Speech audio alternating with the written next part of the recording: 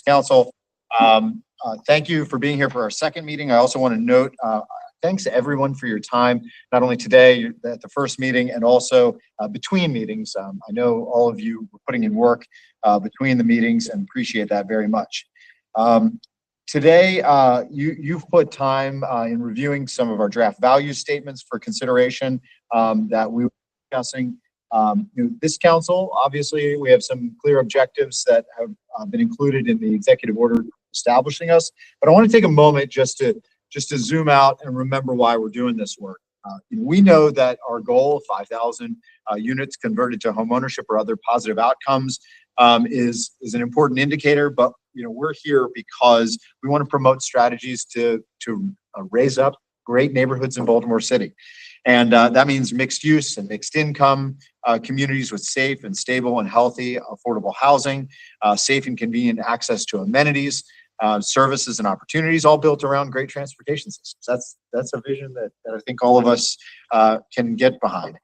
Our efforts have to create pathways to opportunity and close the racial wealth gap created by unequal access to both capital and home ownership, and put families on a path to intergenerational wealth, something that's been denied them a long time.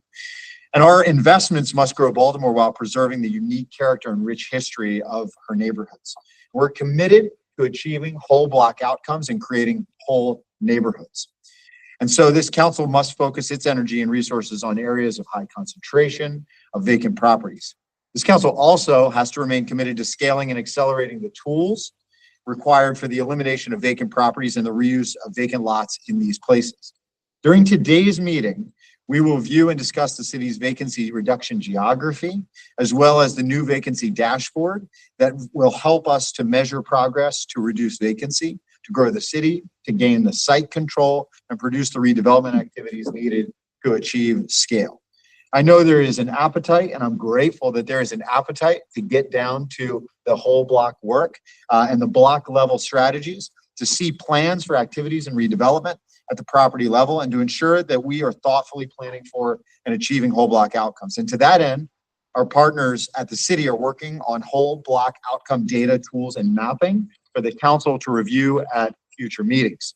After today's conversation about geography and high-level goals and reporting, in January, we're going to pivot to identifying philanthropic and private financing opportunities to augment robust financial commitments from the state and city to pool that $3 billion goal that we are looking for.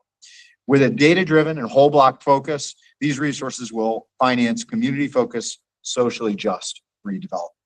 So this work and these decisions are going to be driven by values that we're going to discuss today that will focus on community-centered development, minimizing displacement of existing residents, responding to their needs and honoring the historic and cultural heritage of their neighborhoods, fostering equity by addressing and counteracting historical and systemic choices and policies that led to disinvestment in Baltimore neighborhoods, operating with transparency and accountability and openness to do better, clearly communicating our progress and measurable outcomes to reduce vacancies and to promote growth, particularly in historically disinvested communities, and to reinvigorate Baltimore brick by brick, block by block, to create those thriving neighborhoods we're all after. So I know we're eager to get started. This is going to take time, diligence, strategy, and partnership, and I appreciate your presence here today. And so the very first thing we have on our agenda is an adoption of the minutes. They have been distributed digitally, and I would entertain a motion to adopt the minutes from the November meeting. I just have a question, or I should say a correction. Please. The document that I passed out last meeting was the shared values were agreed upon by the city, the GBC build, and also negotiated with the state. So the minutes say it was proposed by Bill. It was actually a document that was agreed upon previously through our agreement. So I just wanted that to be noted that it's not just build, it was an agreement. I have copies of it again if you need to look at it. Yeah, that's fine.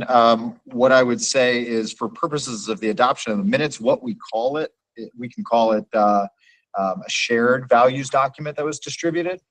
Is that what you're looking for? Values document agreed upon by Bill, GBC, the city.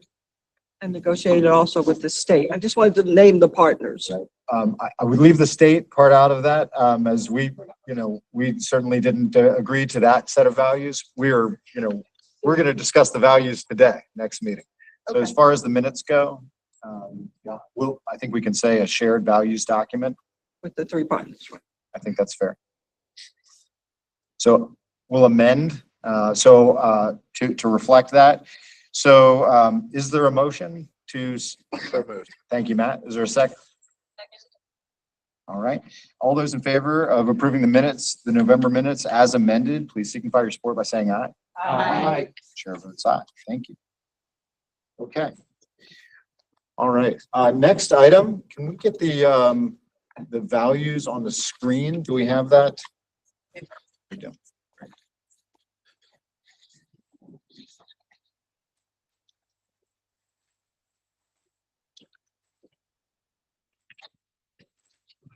Excellent. All right, so the draft values that were distributed are now shown on the screen. As you can see, they are inclusive of 1, 2, 3, 4, 5, 6, 7, 8 draft values, as well as a set of draft guiding principles, 4 guiding principle statements. Look, my hope, my desire is for the group to discuss and adopt a set of shared values. Ideally today, we could spend months working on this part of the work. I think we've got other things to get to, but I would love to get to that point today. But I want to hear your feedback, because I do think we want to reference this not only in anything that we produce, the reports to the governor and the mayor, but also I think we'll want to use this as a reference point to carry our work through. So the draft values, as you can see on the screen, and printed copies in front of you, as well as what was emailed, are anti-displacement, equity, inclusivity, community-centeredness, opportunity, growth, transparency, and conservation of community culture and history. I won't read all of the supporting language. There's a supporting language associated with each of those, but I would entertain a motion that will enable us to get discussion started. I'll entertain a motion to adopt the draft values. So I still have a comment. Well, let me, before we proceed into discussion or comments, let me get a motion and a second so that we can proceed to discussion. So moved. We have a motion and a second. Great. Discussion, please. So the shared values were developed using as a model the work that was done in East Baltimore and the Oliver, and now in the Johnson Square neighborhoods. And so it was no displacement. Anti-displacement seems to give room for displacement. And one of the big mistrusts going deep into our neighborhoods is development has been done to them rather than with them. So the word anti-displacement, I'd rather see no displacement, and that we say community-centered. It's been community-led. Folks have been at the table making decisions along with, the developers. When we're organizing communities, it's decisions aren't made for them, it's with them. So our values, I desperately need to show that. And I guess when you say complete neighborhoods, are you talking whole blocks, whole neighborhoods? Is that what we're? Can you point us to under inclusivity, complete neighborhoods? So the description provided there will reduce disparities, foster connectivity between people, places, and resources, promote economic inclusion. Complete neighborhoods are mixed use and mixed income with safe, stable, healthy, and affordable housing, safe and convenient access to essential amenities, services, and opportunities, and accessible and reliable transportation. So pretty broad. So that doesn't get necessarily down to the strategy, Right. A whole block approach. It rather is, again, high level values about what our outcomes, we're pursuing. And I think ultimately nested under that would be strategies and outcomes, specific outcomes around whole block. So maybe it's under community centered, where you have community centered. We've been doing community led. I'll back up just one piece to get on the comment about whole blocks. That is under the guiding principles for everything. So whole block outcomes is under the guiding principle component. So we do pick up the whole block piece there because it actually is overarching across all of. So the community led. Yeah, I think that's a But we something. do, Sorry, go ahead. so in the anti-displacement value, we do state promoting community-led development that ensures those residents benefit, which is one reason why we've changed, or not changed, but why we've stated minimize resident displacement, because there are communities that we are actively working with right now where the community as a whole is choosing to do acquisition and relocation on certain blocks and certain neighborhoods. So it is the community's decision. And that is why we don't feel comfortable saying no displacement, because we know that there will be displacement. And we're trying to just minimize that through the best that we can through those community conversations. So we know that there are communities actively right now where there will be some real acquisition and relocation.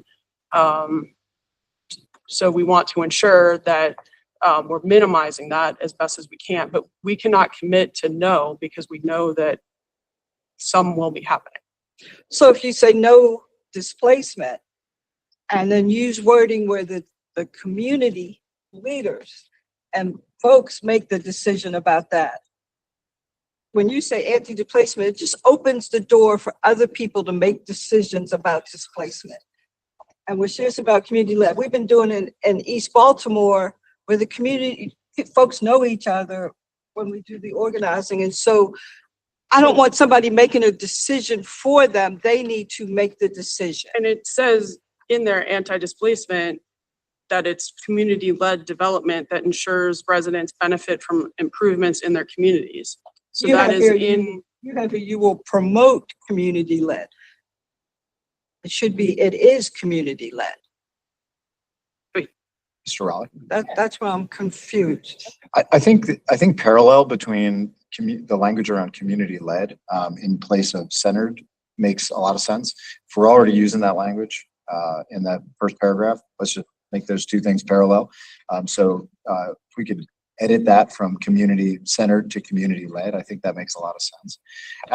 As for anti-displacement, I think it's a question. I'm sorry. I was going to say something. I think if we, just for consistency throughout the document, if we talk about what our values are, to change the community center to community led, so that it matches what how we define anti-displacement. I think also given our just the historic work that's going on with the community, both in terms of successes and failures, we don't want to be disingenuous or dishonest. And if we say no displacement, that's not what's going to happen. There will somehow, some way, whether it's community led or not, so I think as long as we say anti-displacement and say that how we define that anti-displacement as being promoted, advanced, directed, vis-a-vis the community, and if we articulate within item number 4 as community led as well, so that it is consistent throughout the document, I think that allows us to achieve both in spirit and in content what you are talking about. Mr. Riley? Rowley. Yeah, just hold this, please. Good. So then can we wordsmith the first bullet? Yeah, I think we're onto something. Need to do some work, and I know it's not going to take months because we got lots to do. We'll do it right now. But if maybe we can wordsmith this so that it really talks about community. Yeah. So, No, please. I'm sorry. I was just going to offer, instead of we will promote, do we want to say we will commit? Mhm. Excellent. Yeah. We will Commit to. Commit to community community. led.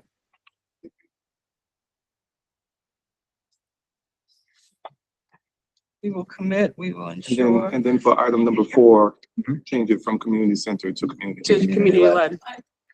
You do have a question about Please. that.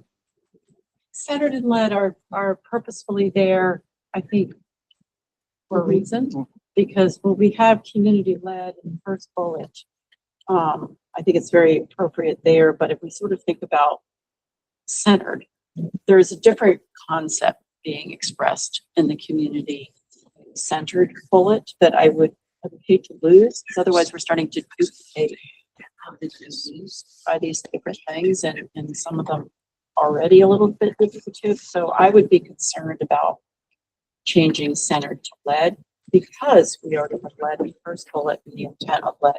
Can I ask a clarifying question? Please. Just, could you articulate what, in terms of differentiation between the two, what do you feel they are? Yeah, well, led obviously is basically decision-making really coming together with sort of like being fully engaged in the decision-making process. Whereas centered is more of a process by which it almost ties a little bit to conservation and community culture and history, because it's more about that part of the community and centered and the place and those aspects for me. And so to some extent, community center overlaps a little with the last bullet, but I do think they are different and purposefully there because of those differences. I'm probably not explaining that well, but it is sort of more of a place kind of thing and people, which is different than leading the decision making. Can I ask, how would you feel then in terms of if item 4 is changed to community led, and then the conservation of community culture and history actually call it what it is, community centered? The definition still matches the definition you just said. I would be concerned with dropping culture and history entirely out of the title bullets, because also as having historic trusts and Maryland's heritage areas under my agency, I think I was actually really thrilled to see that last bullet. Definitely. And having that contained in there, that how we respect and build on community culture and history is actually very, very important, I think, to how we go about this. I want to bring Go ahead. Tom into Oh, this. sorry. That's okay. At the risk of focusing on a term of art, I mean, instead of anti-displacement, can we focus on maximizing retention, coming at it from a positive as opposed to I know we don't want there to be displacement, but I think the whole purpose of this is to focus and maximize retention, right? So let's lead from a more positive perspective. I mean, I know what we The don't want to have mistrust. happen. Right, I know But I what you don't wanna don't want to leave- happen, right? I think that what we're really trying to achieve here, maximize retention and the thriving nature of that, as opposed to let's not try to lose people. It's just kind of my. That was- I want to piggyback on what Tom's saying, because I think it's important that we recognize the agency of existing community members. So someone moving is not necessarily a bad thing, because they have a right to do what they want to do with their life, right? And so I think maximizing retention is about providing an opportunity for someone to make that choice more readily, should they want to. But to say no, or I think absolute language robs people of agency. Good way to put it. And it's the only one up there of the values that's in the negative. It's framed. And I'm just going to pile on to this, because that really disturbed me, having right out the gate, the first one saying anti something, versus in the more positive side. So I'm piling on. I think So what's the suggested? maximize retention. Maximize retention. I think in the Are we speaking definition, though, English to everyday, maximize retention. Well, just say keeps residents in Baltimore. I do think that if you have to have directly in the sort of subtext there that you want to do it without Yeah, I agree. displacement. We don't want to drop the anti-displacement notion here, or the mitigated with displacement, or however we're going to frame it. Right. But I can understand that the value is actually in retention. It is not in this more narrow. The word agency that the delegate raised, I think that word being somewhere in there, that's what we're all talking about. Maybe that could really strengthen this. I just, building off the history that has happened to us, I just want the resident to make the decision if they want to move in their block. I don't want anybody else making it because that's been the history of redlining. Yeah, I agree. and I think we Yeah. can acknowledge Perfect. Yeah. that. I think we can even build out the language here to acknowledge the history Of redlining and that redlining and all of development that, done, and yes. building this agency piece that the delegate mentioned as well. So it speaks to that. Just making sure, because I We will just, do it. And I have a process question. Does this have to be authorized today for us to? Nope. Because I think there was. That was an aspiration. It Doesn't have to. I think But to that, so to is that, a fair thing, so. so to that point, if we, just to also maximize and be efficient here with time, I think there's a lot of good conversation here. Could we potentially workshop some language and come back at the end and then raise it with the group and maybe vote it at that point? Absolutely. We can table this to the end We of the can meeting, give table it people to some the time to, end. you know, to take their notes throughout. Yeah, absolutely. we can also make edits and share and have a conversation. We could also put together a group if we can't get to a vote today, given the rest of the agenda. So look, this could stretch to the Yeah. end of the meeting today. This could stretch into January, you know, either or, right, if we don't come, right. either or. But I do think there are some clear themes emerging that we want to acknowledge and address the value of culture and history of Baltimore neighborhoods and architecture and people connected to place. We want to acknowledge that. We want processes to be centered around those community assets. We also want the community to lead. And we don't want to displace. We want to maximize retention. We want people to have agency. So there are some themes here that I think we can integrate.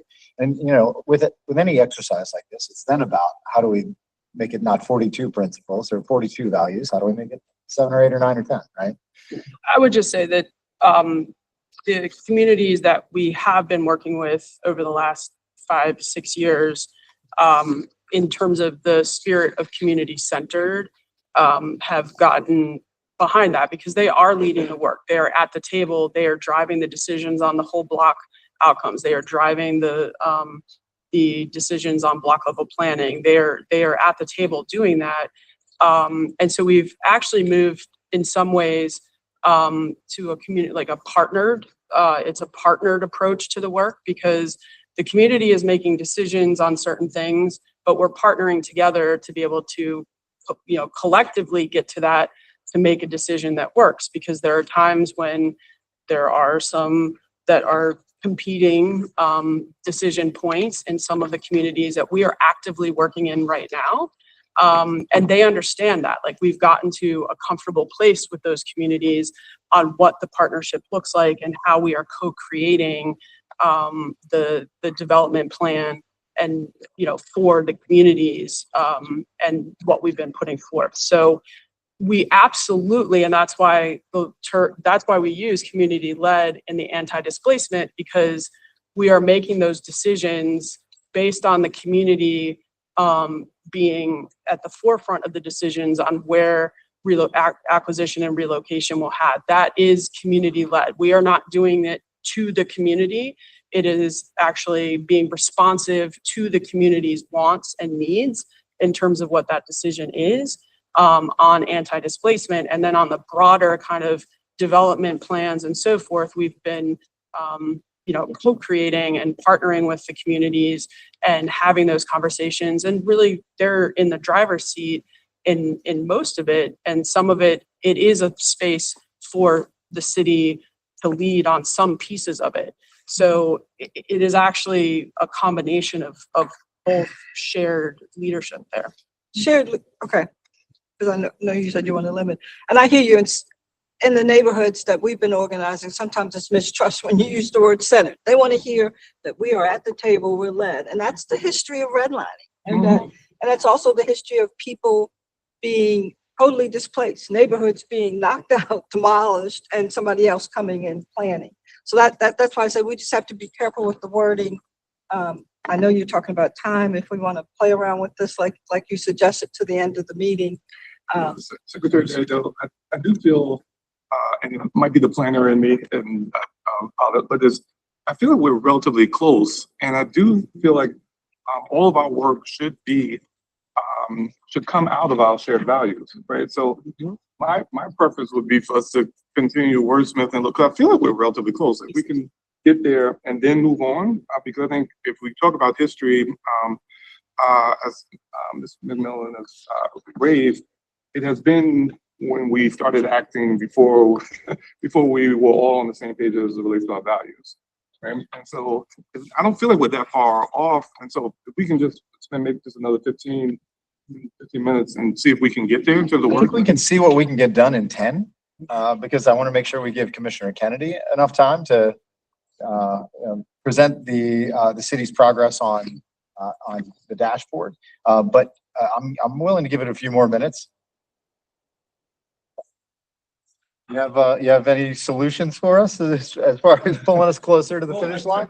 I think if I heard it said in terms of changing anti-displacement to maximizing retention, right? I also heard, and it seemed like I saw a lot of head nods as it relates to that. I also heard including the word agency or the concept of agency within that. So we will minimize resident displacements as we reduce vacancy. We will promote community-led. We will commit to community-led development that ensures, maybe we say that ensures resident agency and benefit from improvements. So we are being crystal clear around that. Agency. And benefit from. To ensure Residents benefit. That ensures residency agency. a residency that ensures resident agency and benefits from improvements. Are you doing residents, agencies? No, that we're saying to ensure that the residents have agency or control. Have agency, Right, okay. right. And benefits. So we're saying everything that we do. Make decisions and benefit from. I'm just trying to keep it simple for you. Democratize. You want people to be able to understand what you're saying. Yeah, no, that makes a lot of sense. I think you can just say though, as the headline, keep people in Baltimore or however, like something very simple and then do that. But we have to, I think what I'm also hearing from Leslie and others is the subtext has to be that we are giving people the choice, but in our actions are actively anti-displacement. So we're not leading with the displacement strategy. Can we actually then change, instead of using agency, although I love that language, could we change that then to resident choice? Yeah. So that is just plain, To make and that residents benefits. Yes. Again, more powerful. Yes, I agree.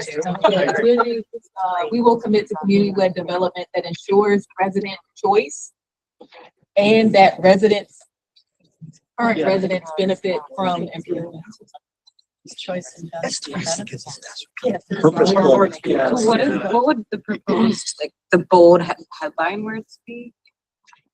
That's proposed, keep residents in Baltimore, right? That's And I've been trying to find parallel language for each of the others because I think there's something to that. It's more accessible.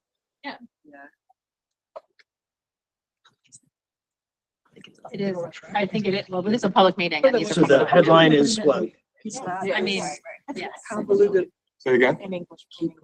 Plain English that people can, Right. everyday people can pick it up. I agree. That's right. So the headline is retention? Oh, well, yeah, that could be, retention is good. Yeah. Retention, because it then mirrors the rest of the. So it says now values. keep residents in Baltimore. Yeah, I think these. And you want one-word to change it statements to Oh, that's good, yeah. Or y'all, retention or keep residents in Baltimore. we're talking about people, right? Well, I would say, I mean, we have, one of the values is just growth. So then I think if the value is just retention, that works with the value that is growth. Retention of people. I'm just trying to put people first. You know what I mean? Resident Agency retention, for residents? does that resident? Say it again. If you put Resident retention, I see. Okay. One I word. think we got it. Resident retention. Retention feels jargony. Like We want the word resident. Because you have to put people I'm first. talking about people, right? Everybody, You gotta feel do good good. with words. So- Talk about people as neighbors, maybe. Neighbors instead of Our residents, neighbors in Baltimore. Right, I just want us to emphasize. neighbor retention. I'm moving Lived from here those all agencies that were. Right. Suffered through some stuff. How do we feel about that? Neighbor retention? I'm not about retention, just say keep our neighbors in Baltimore. Keep our neighbors in You Baltimore? said keep our neighbors in Baltimore, delegates. Yeah. Because neighbors sounds more personal than just like a resident. Residents. I agree with that.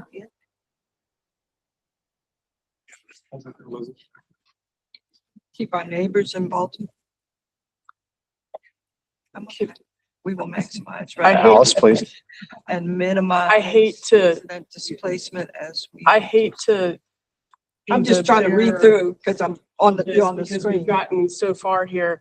But when we do an acquisition and relocation, the resident has the choice to move wherever they want to move. Agency. That's their agency. So they may choose not to stay in Baltimore.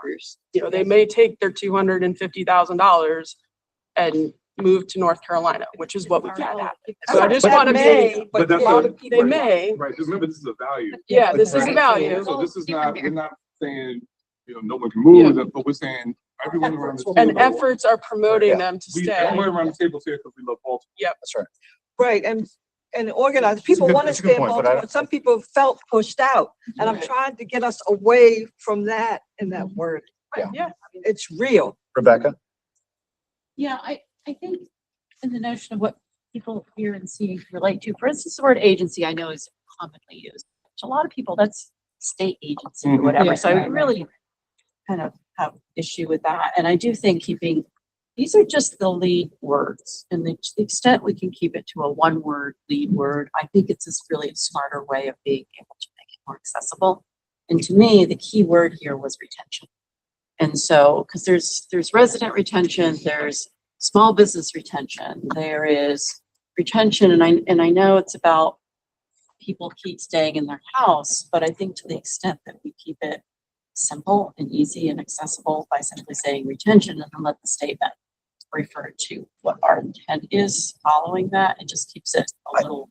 Respectfully, Secretary, though, there are the same amount of words in that first value as the one that you appreciate in terms of. Yeah, I don't like that one.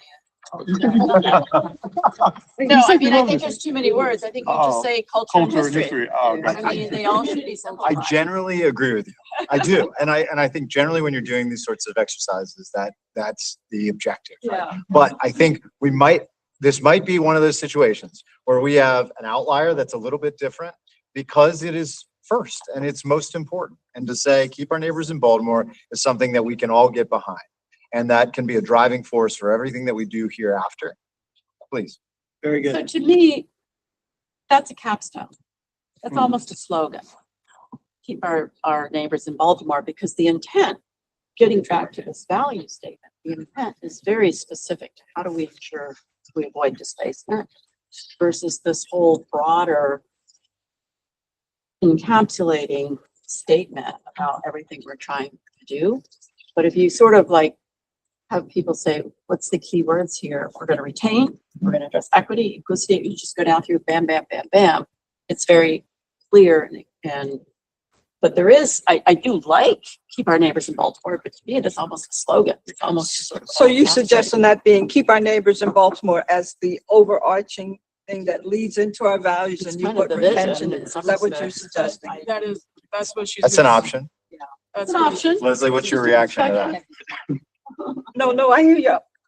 I was just Yeah. trying to see what you Yeah. were, Leslie, what's your reaction to that? Just said it loud too. keep our neighbors in Baltimore as, that's the lead into our values. Sort of an overarching, doesn't need any more explanation. Right. And then retention would be the first bullet word after that. What do we think about that? If I have to, but that's okay. Because you want to just keep our neighbors in Baltimore. Is that your No, preference? it can, if the group wants to go, that. As long as keep our neighbors in Baltimore leads in, but Oh, so But- change it. So- Okay, we're- Yeah, it's. I'm Keep our neighbors in okay with Baltimore. it like that. Oh. I really- Next line, retention. Yeah, but it seems to, I'm really okay as it is, but I am too, but I think it sounds like, maybe using that as an overarching, She was very suggesting- simple value number one. Mark? No, Yeah, you like, that? Okay. like, I think this is the right It direction. seems like This there is, So our value, I'm sorry, so No, what we're please. doing is this is our value statement, and then the overarching It is idea is like keep our neighbors in Baltimore. And value retention, number one, equity, keep our neighbors in Baltimore. But also, isn't it growth?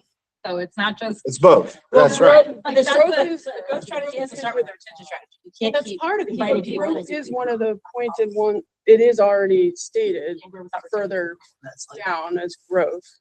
So I just. gentrification. Yeah, but if this is the overarching one, it's not all encapsulating if we just say keep our neighbors. But. But as part of that, jobs, you know, there's a lot of ways to keep people in Baltimore that need. I don't think it takes, The purpose of this conversation to adopt these values right now. that's correct. And so we can't, okay, because I think it actually is going to require a little bit more time. I agree. Require what? Say again. Beth. To like rework this a little bit and then come back, and I would suggest that given. I think we gave it a really good effort to get it done. Yeah. I think we're close. I agree, but we have to do a Okay. couple things, right? All right, so here's what I'd like to do then. We have a motion in a second. In order to set this on the table indefinitely, either to the end of the meeting, not likely, but January, more likely, I'd like a motion to table this item. Someone make, Is it a withdrawal of our motion? nope, just to table. Motion to table and to reconsider in January. Is there a second? Second. All those in favor? Aye. Chair votes aye. Okay, we'll bring this back in January. Thank you. We'll also distribute this document as updated so that we can all go with it. Good discussion, though. Yeah, appreciate it. So next item on the agenda, I'm going to hand it over to Commissioner Kennedy to introduce the geography and dashboard. Excellent. So, Geography. here we go. So we have our vacancy reduction priority geographies. The next two slides are outlining both the selection criteria and the selected areas. We can go to the next slide. So the first and most important is the vacancy rate and what that vacancy rate is and the concentration of vacants that we have in the Baltimore in Baltimore. On the map, you can see all of the reduction priority geographies are in neighborhoods with a vacancy rate of up to 40%. And then this is also where some of the qualitative analysis of the target geographies is important. We've been working on these geographies for a significant amount of time. These are the ones that actually provided the basis for the $3 billion calculation, and as many of you saw in different variations of the presentation that we've given over the last 2 years of the number of the different neighborhoods, the activities in those neighborhoods, et cetera, and are the basis that got us to 37,500 properties between vacant properties, vacant lots, and occupied properties for repair assistance. So these geographies have been supported in that. They also are the geographies that supported the analysis of the PFN report and were included and what were provided as part of that $3 billion analysis there as well. On the next slide, this is a different way to think about these other than just the map. So we have the impact investment areas, which were identified in 2019 that we've actively been working on and implementing. This is when we say that the work has been ongoing and that we're not starting from ground zero or point zero, that this is building on and continuing that work. The next neighborhood category is the neighborhoods, and those not only have the high vacancy rate, but they have similar characteristics to impact investment areas. Some of you may have heard us talk about some of these neighborhoods as our community asset building neighborhoods, which if you talk to some of the neighborhoods, that is what they will say, because we needed a term at that point to help bring them into the fold. A number of the community asset building neighborhoods over the last 4 years, 3.5 years, we've been working with on a quarterly basis, having quarterly planning meetings, those discussions about what blocks They're starting with first, where that location is, what are the priorities for them, and how to move forward. And then we get to that third column, which is our kind of priority blocks and strategic blocks that have come in within those specific neighborhoods, because they also had high vacancy rates. And this is also where we have the West North Avenue Development Authority geography, because that has 16 neighborhoods, including 3 of the West Impact Investment areas. And the data for that is not duplicated. I just want to be very clear on that as well. We have not duplicated the data as it relates to West North Avenue. So this is the basis and has been the basis. These are the geographies that were the foundation for the, like we said, the $3 billion strategy, where the cost factors and everything came in based off of the analysis from these geographies. And now I'm going to, does anybody have any questions? I definitely want to get. Can you switch it back? Which, Okay, significant. Is this a handout? Or this is only, this on will your be, screen. this will, we did not print out the PowerPoint today for everyone. It is on the screen. I think the staff will send the PowerPoint out to everyone at the, as follow-up to the Just be meeting. helpful if you're asking us to make decisions, if we can look at it and, we're beforehand and have it so that we can absorb it. You asked us to make a decision. You can flip to the next slide. So we're talking about neighborhoods, the vacancy reduction priority neighborhoods is what you're saying. You have impact investment neighborhoods, neighborhood strategic blocks. And so you came up with these neighborhoods, meaning the city came up with these neighborhoods? These have been part of conversations with the city and the communities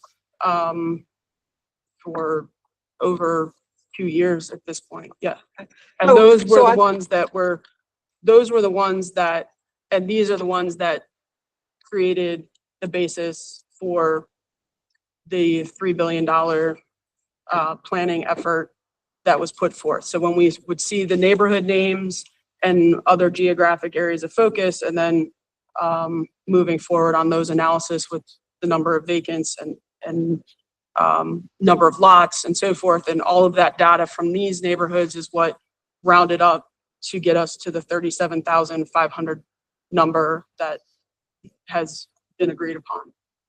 Okay, so you based that on the data that you've collected, you said that we have. I thought we were going to be doing this together, prioritizing neighborhoods, meaning Bill, GBC, and the city, because there have been neighborhoods that we've been organizing in that have huge vacancy that I don't even see on there. And so I'm wondering, we agreed to partner together and do some things. So I'm just wondering how all this plays together. It just upsets me gravely. Can you give me one of the neighborhoods that you don't? Franklin Square. That is in the Southwest Partnership IIA. Well, that's not clear to me. If I was a Baltimore City resident who just walked up and looked at this, I would say my neighborhood is missing from here. So that's what I'm trying to figure out. You can clarify that. There are 22 neighborhoods that are captured in the impact investment areas. So we can add to that to be clear on what those neighborhoods are and not just use. Mark, and then Secretary Fuller. And I do think we need to give them an opportunity to present, just so it gives us a sense of the work that they have done to date. I agree, though, that once we start scaling up the block by block strategy and really start orienting more private investment, we can fine tune it. But I think it is helpful to understand what work has been done to date that has gotten us here. Secretary Fuller. I think I'll build on that with my recommendation is that, Alice, I think you've been so in the trenches for 2 years, and I think just really being clear about what that process has been, and because we're all trying to catch up also in terms of sort of what has inspired. And I know the presentation from our last meeting was extremely helpful, but This is kind of a leap now. And so just a nice graphic that sort of shows what's unfolded, how we got to that, what's under this, I think would help everybody, the public included. So I, trust your process. Just help us with the breadcrumbs that got there and where these, came together. It might just help us be able to embrace it better. Yeah, and the reality is, it's actually even longer than 2 years. Yeah, it right? is And actually. so, Yeah. and And so Bill has the, been in the I know, neighborhood Yeah, many, many years. Yeah, and so it would just be, I think the secretary hit it right on the nose, because you like eat, sleep, and exercise and stuff. But to, like, for example, I know for a fact the Park Heights one actually includes 12 different neighborhoods, right? I know. So it's just, I think part of the issue is, I know we're all exceptionally busy and important, but it is time well spent to actually err on the side of too much information, and walk us through some of the neighborhood preservation work, the community planning work, just so people say, oh, okay, I see why Broadway East is up here. The last 17 years, the community said this, so say did this, say did that. Okay, and because we're not actually making decisions right now. See, this is just a presentation on the. Oh, I on the agree. right. But I think I know it's a lot, but it's just it'll probably just be helpful to those who are not as entrenched, and to Leslie's point, Talk when about the people who decision-making. are on the outside looking in, they'll be able to, when they say something to Leslie say, oh, no. Actually, let me explain, right? So that we all can report back. Can we jump to the slide with the, Jumping on, and this is what we'll have to talk about outside the meeting, the decision-making. So it's not one singular entity making the decision in our agreement. That's what I'm talking about. Okay. so I do want, I would ask everyone to spend some time, I'm sorry. So Matt had his. Oh, no. Oh, I'm sorry, Matt. No, No, I didn't see it. the up to 40%, I'm just wondering if you can elaborate a little bit more, like what's the range of vacancy in the areas that are delineated in the purple? Like, is it 5% to 40%? Is it everything's over 25%? Because one, that's a very wide range, and I understand, what does this represent in terms of the total vacancy of the city inside those purple areas? Our total vacancy, I need to double check on the number we have it We're pulling that on right the now. Percentage of dashboard. total. Yeah, on the That's dashboard within as well. Yeah, is this 50% of the 13,000 VBNs, if that's what you're using? This gets us to a total of 37,500 agreed upon properties that include vacant lots and vacant lots, occupied properties and vacant properties. So we're getting the absolute percentage for you on the number of vacants associated with this, but I know that there's a lot of cuts to this, and I know that there's going to be a lot of interest in that, but I would just say it will be helpful to delineate between a block and a building, and it's going to be helpful to understand the range of vacancy. And understandably, economies of scale, you start with whole blocks, but there's going to have to be at some point some conversation about interventions in more stable neighborhoods, and whether or not, if they're in that 5 to 10% vacant range, like how they get triaged and prioritized in terms of intervention and action. So I just think that as we start to talk about the data and the cuts of the data, it'll be helpful to make sure we're folding that in. agreed as well. I think we can also, if we can move to the dashboard, because I think that will also start to show some of the data points that we're doing at this moment that will help be able to explain the vacancy rate by neighborhood and some other pieces, because we are capturing part of that on the dashboard. And then the dashboard that we're presenting today is kind of the first data tool in others that are being created, including the kind of whole block tracking and down to block level tracking of where are we seeing the changes and how to do that. We actually have created several years ago, we did create a platform to kind of test that can show the overall change and kind of some block level change.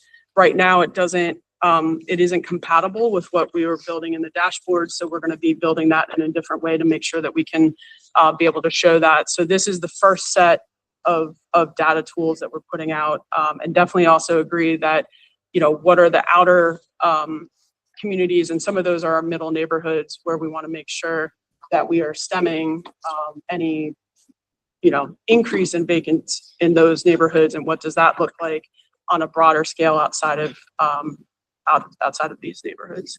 So I'm going to turn it over to Henry Waldron, who's our director of research and analytics, who has been working with our team and Carrie and the state to build the dashboard. I know that I want to thank everybody that has provided some guidance and feedback and input on iterations of this, and we will continue to take that and from this body as well to ensure that we have something that everybody agrees on and is happy with moving forward. Thanks, Commissioner. Hi, everyone. Thanks for having me here. So the dashboard, I sort of see it being used a couple of ways. One, within the council as sort of a way to understand progress across some kind of key components of the vacancy reduction strategy and the holistic Reinvest Council goals. But secondly, this is going to be a public facing tool. And so we want to, kind of use this as a way to make everything, all of our efforts transparent.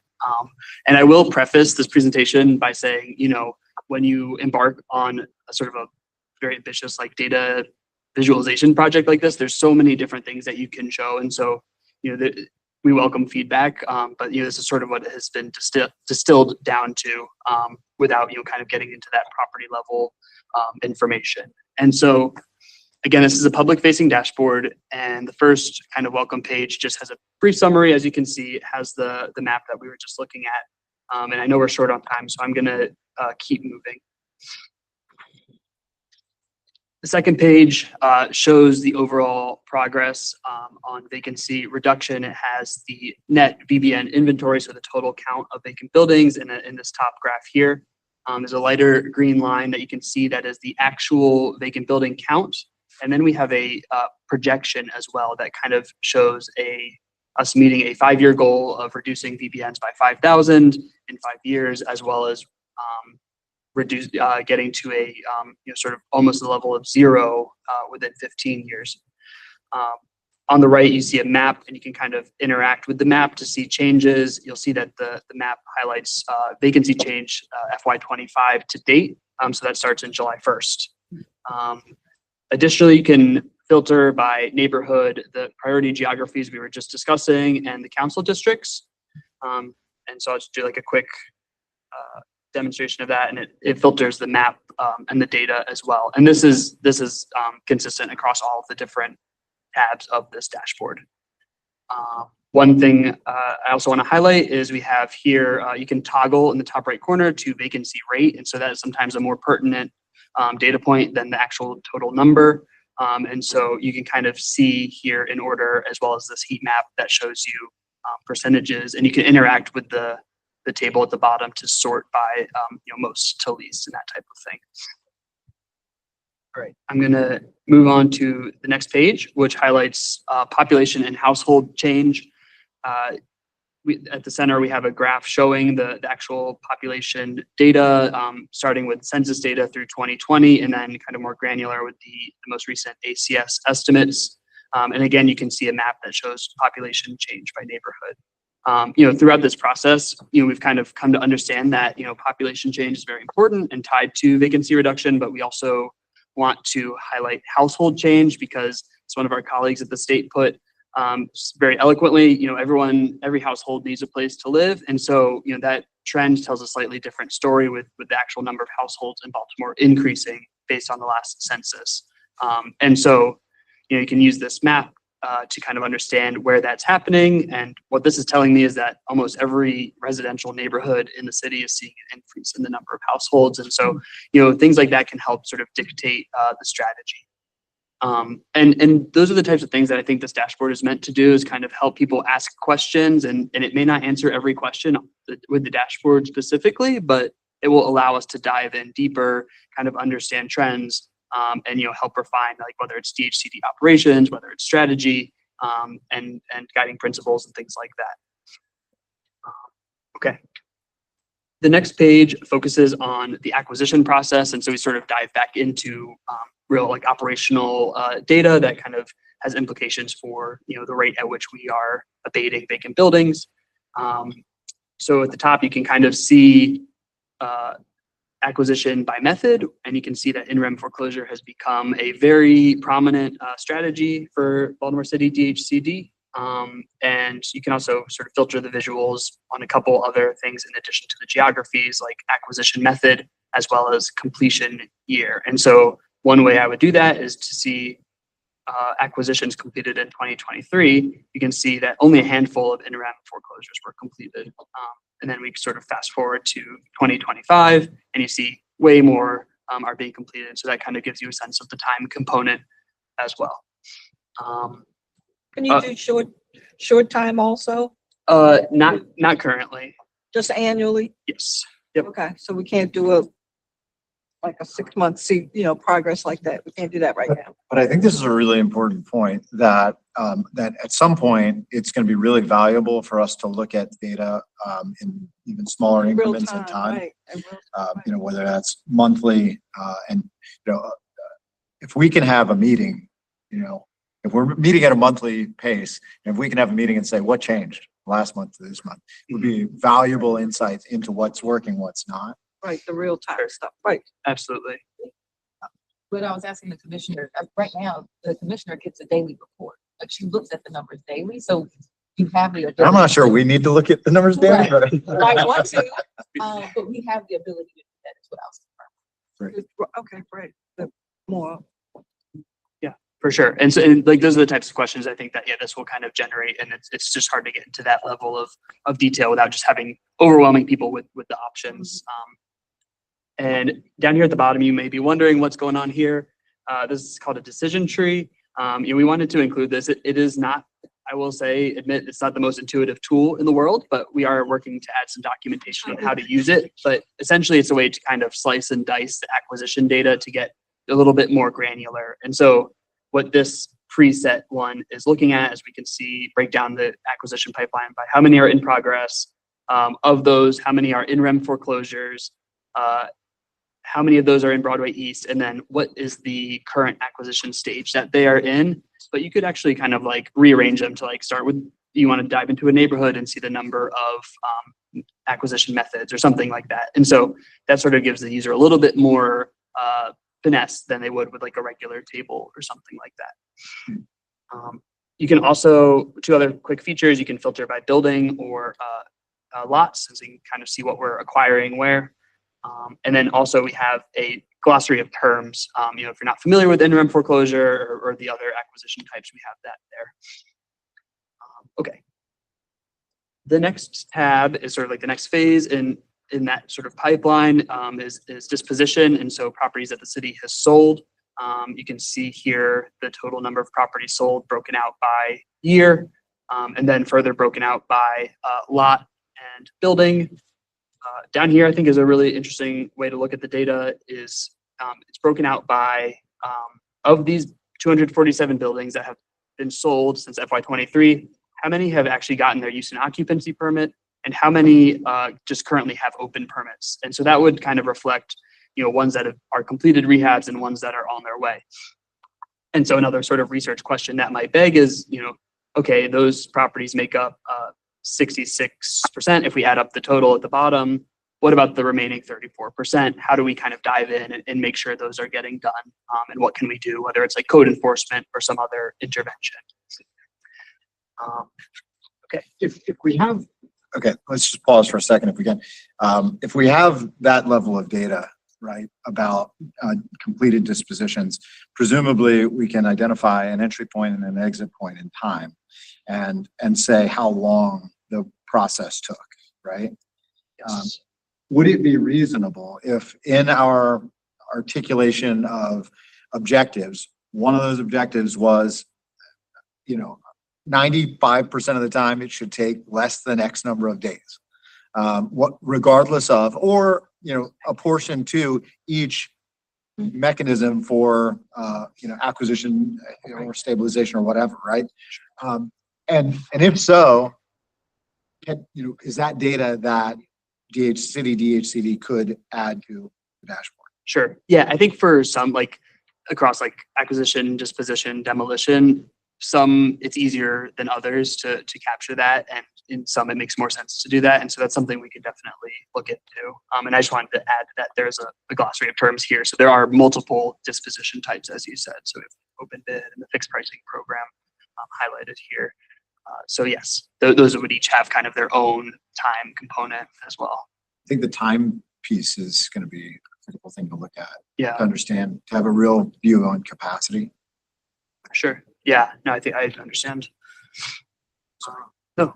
Okay, great. The next tab is focuses on code enforcement and understanding how code enforcement can achieve, rehab outcomes or other types of outcomes that we're looking for and can be used strategically. So you'll see the abbreviation FTA on here. Those are the failure to abate vacant building notice citations. Those are the $1,000 citations that we issue to properties, property owners. And, there's sort of different implications. The first sort of way we would reason to do that is to obviously encourage someone to abate the notice by pulling permits.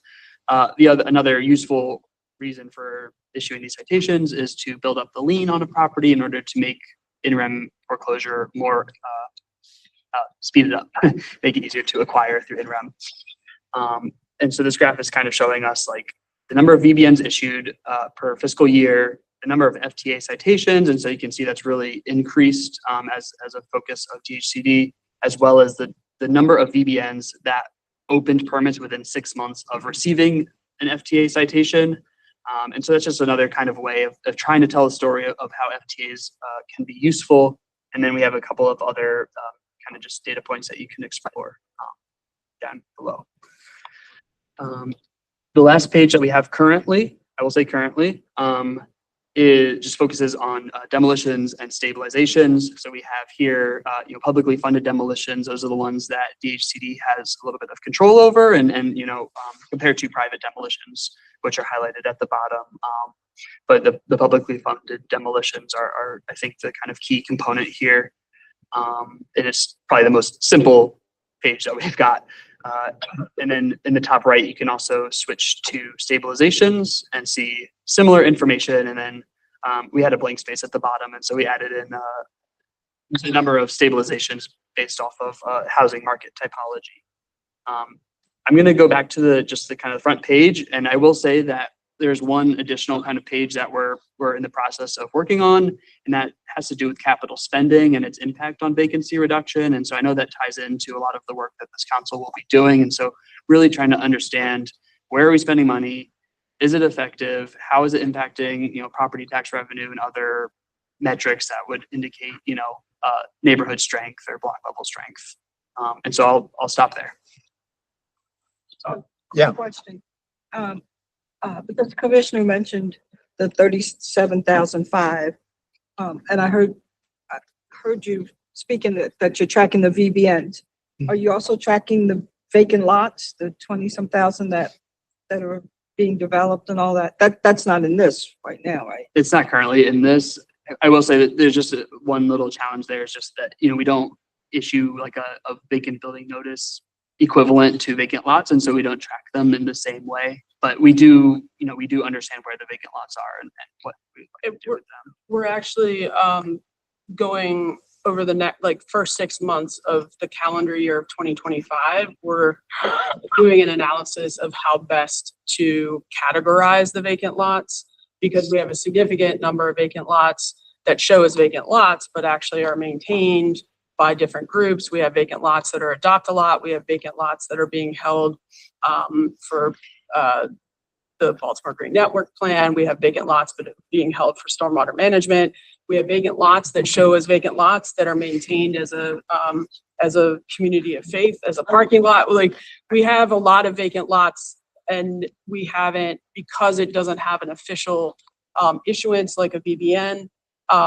We are just evaluating how best to gather that. We had a meeting yesterday with Baltimore Green Space because we have vacant lots that are protected in neighborhoods and, through Baltimore Green Space Land Trust.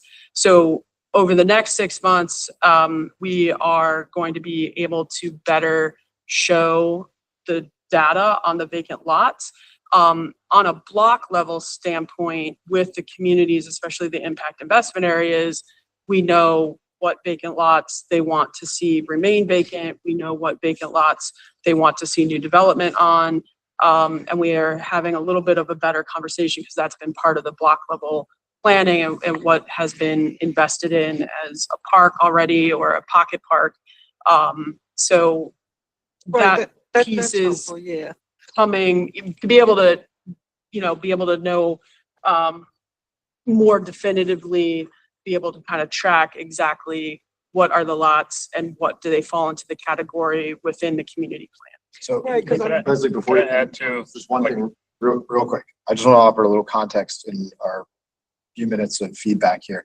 I think it's critical that we kind of articulate some things that we hope to see as the city continues to further develop this. So let's get those out as much as possible. I know that's probably one of the places you were going, but let's get that out on the table. I've got my thoughts that I've shared and thoughts around, I want to see, start tying this to our outcomes objectives and start, visibly looking at that as a facet of each of those 6 slides, plus, what comes thereafter.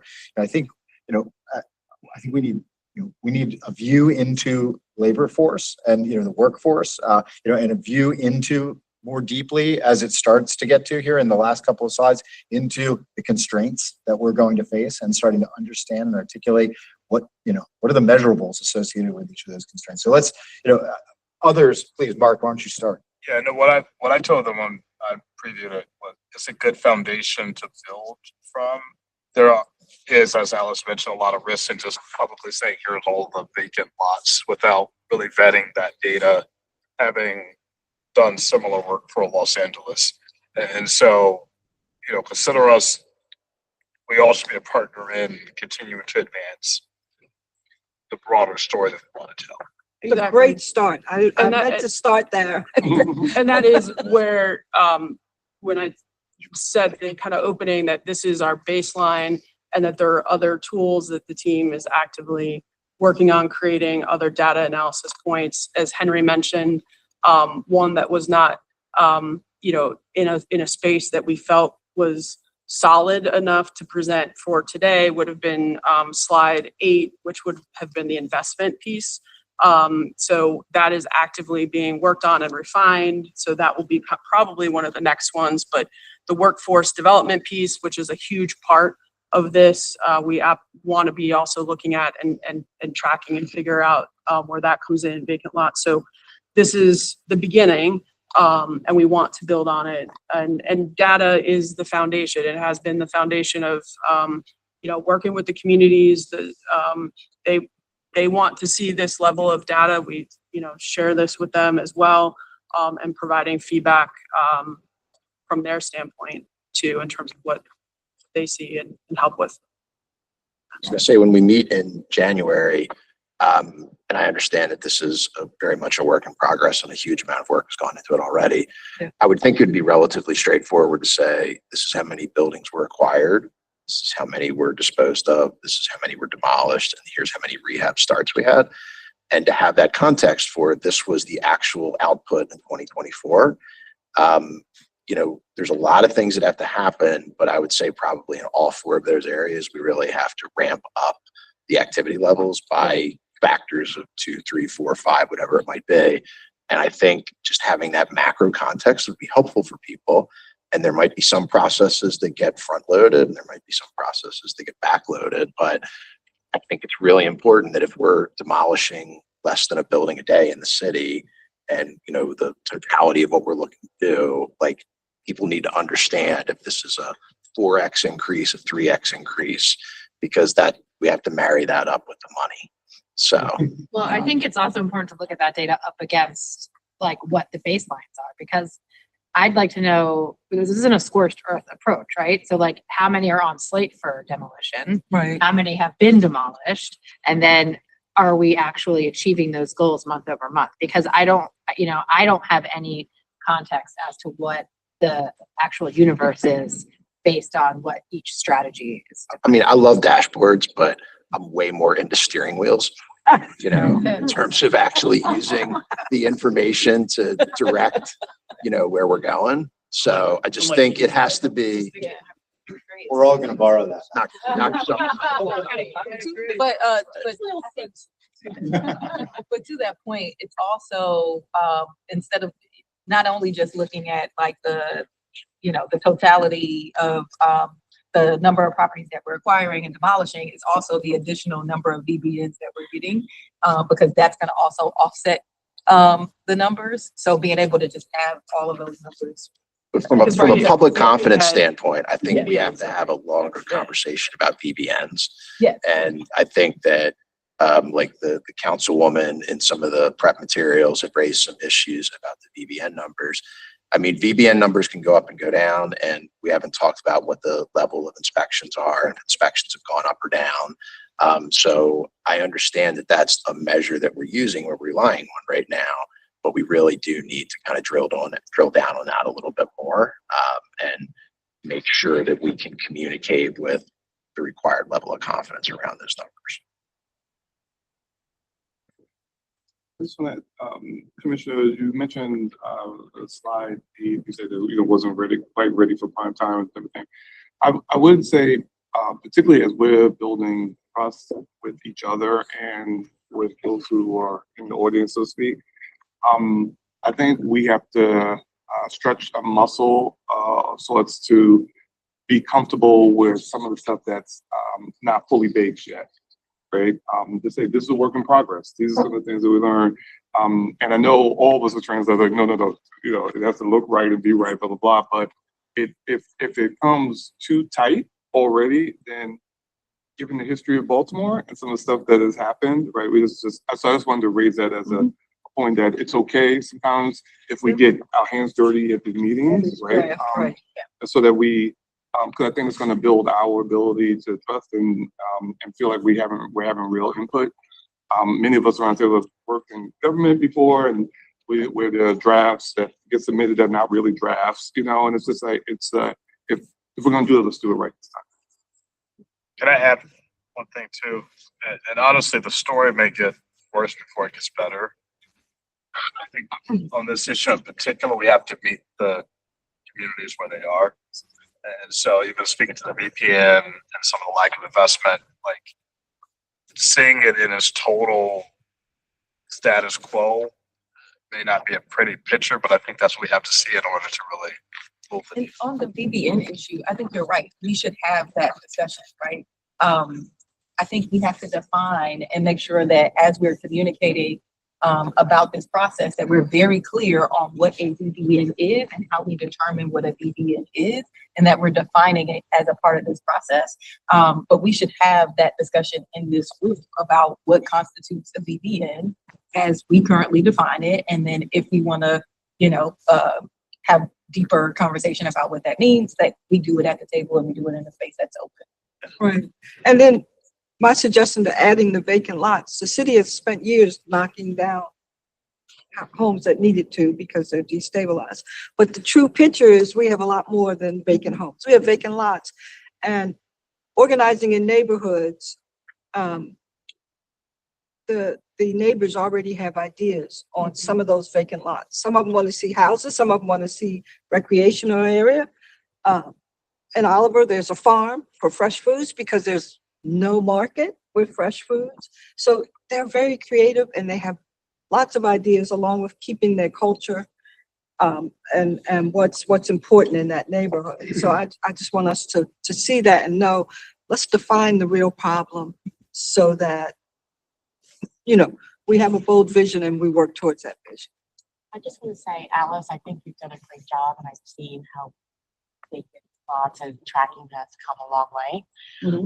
What I would like to see, and I don't know if this program captures that, is I would like to know just in general, total amounts of vacant lots and lots in general that Baltimore City has in relation then to the 37,500 that we're talking about. How are we capturing the 37,500?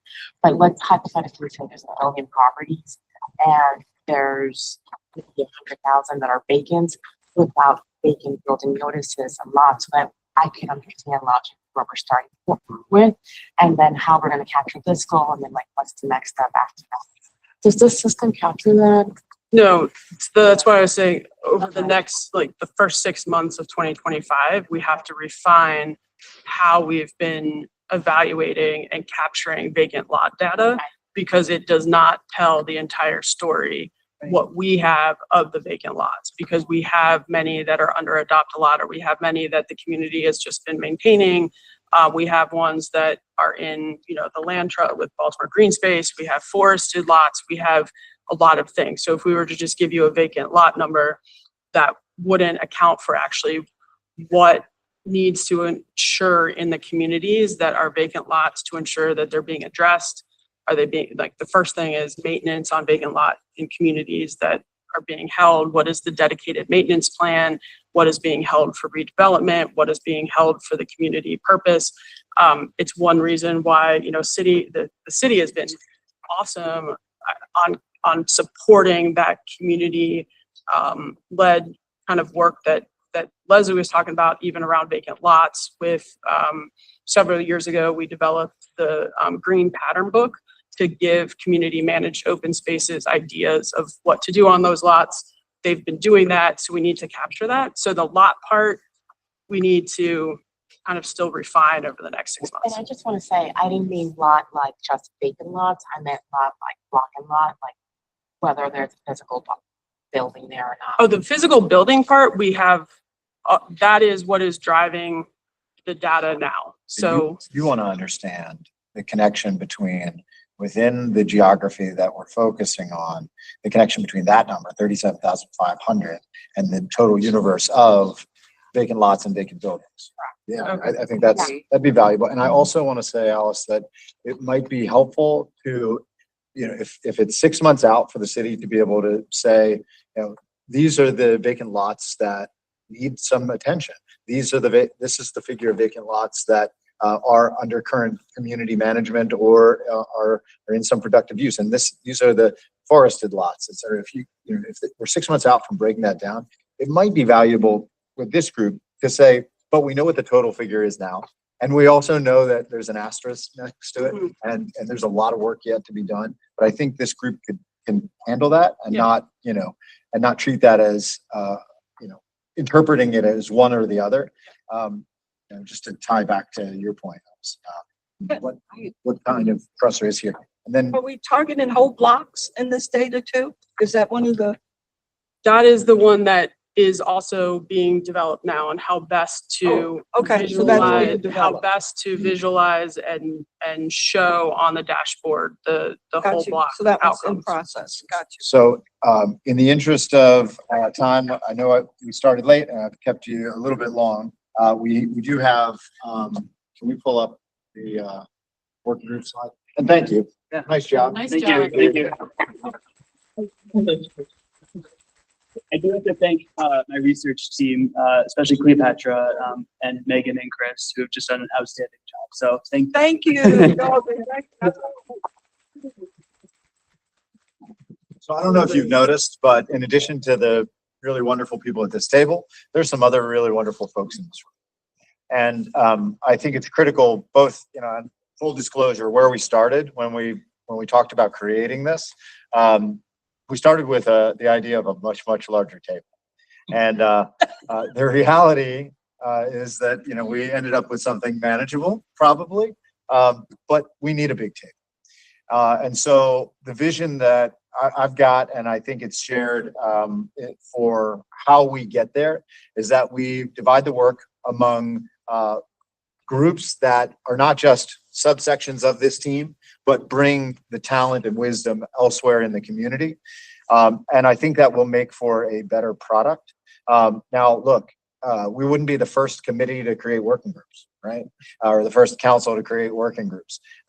What's I think going to be key here is that that's going to be the level where articulation of recommended strategies is going to come from and up through us to our various principals, the governor, the mayor, et cetera, our partners.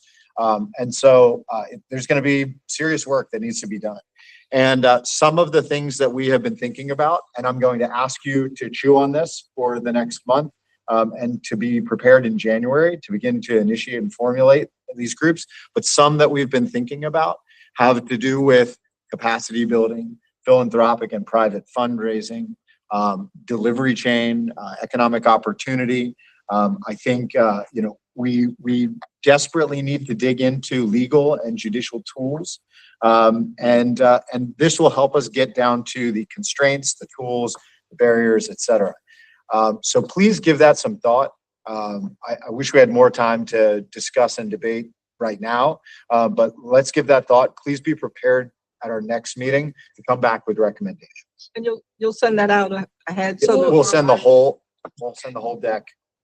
We'll send the whole deck, and we're gonna add in that, because we did get the updated data, and we'll make sure that it's captured in the information that we send out to the group, that those geographies do represent 70.5%, 70.5, not 75, percent of the VBNs that are captured. So the geography actually captures over 9,000 of the vacant building notices.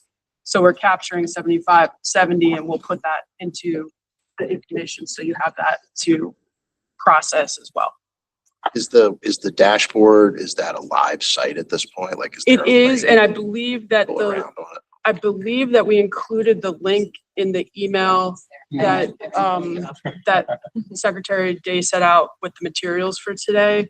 If you have any issues with the link, if you'd like to dive in more, have any questions, Henry and the data team are more than open and able and willing to set time to even meet with anybody individually to go into questions on that or get individual feedback or suggestions as well. Because it will be updated between meetings and regularly, I'll include that in any correspondence out. I'll include the link again in any correspondence out. In addition to that, I just want to note that at the January meeting, so we're going to conclude our values discussion, or we're going to take our next step with the values discussion, I should say. We're going to have our first discussion around constraints and obstacles. We're going to look at the dashboard again in its next iteration, and then we're going to continue this working group discussion, and hopefully have a rough sketch of what that looks like. Again, we'll be open to conversation during the January meeting and in advance of the January meeting, but we'll have a more clear framework for what those groups might look like, and even what membership might look like in each of those groups. Anything else for the good of the order before we close? If there are some feature updates to the dashboard, can you include that in the communication so that we know what to look for. what to look for in the future? Absolutely. Yeah, great point. Can do. On logistics, I'll just note that lunch is here. It's available to grab on your way out and take to your next meeting. Otis? Effective efficiency and all that, is there any possibility that we could consider at least maybe for the first 6 months to move from 90 minutes to 120 minutes, just in terms of our first meeting was, we were attempting to shift to a more efficient meeting format. I'm open to it. I want to know about your schedules. I know we're all busy people. I'm open to it. The 2 hours rather than an hour and a half. Give me a thumbs up, thumbs down. I'm seeing mostly thumbs up. I'm seeing thumbs up. All right. Oh, okay. I think what might help also, I'm fine with it, but I would say like just getting to preview the info, like, and kind of digest it will help too. Like at least a week ahead, a couple days ahead. Yeah, I just Given think our busy schedules, Okay. we're trying to look at it quickly. Yeah. if we get the stuff a week ahead, but this is a lot, It is. 2 weeks and, ahead. and if we It can, is. I think 2 hours, especially if we know about the meetings ahead of time and people can manage their schedules accordingly, it's just more realistic. I will note, the dates have been pushed out for January, February, March, and April. Yes? All the dates are on the calendar. All for the dates are on the 2025. calendar We for should get 2025. I February and apologize. March for session. So yeah, note that February and March were moved, but, all 2025 are on the calendar. I think we can shoot for that. Yeah. And, looked like thumbs up all the way around the room. So we'll work on updating the calendar, as a result. And, anything else? Well, I just want to Please. make sure that we provide grace to the staff. So I think we will commit to getting the materials out in advance. I can't commit to a week in advance, but we will make sure that it is more than 72 hours in advance, or at least 72 hours. We will work together to do our very best. Yeah. Thank you. All right. We're adjourned. Thank you. Thank you.